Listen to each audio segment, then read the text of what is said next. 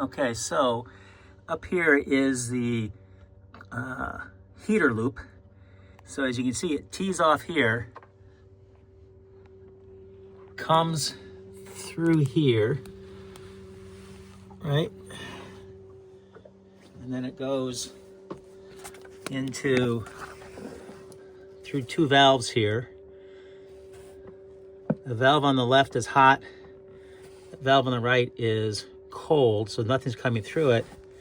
And down here, I've been feeling the copper coils on the radiator and they're cool.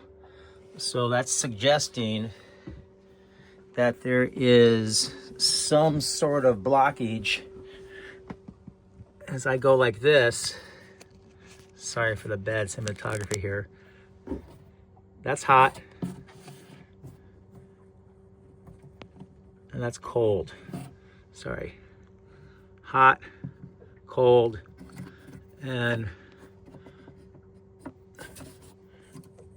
well, the coils are warm again. So I don't know what's going on. Like there's minimal flowage through here.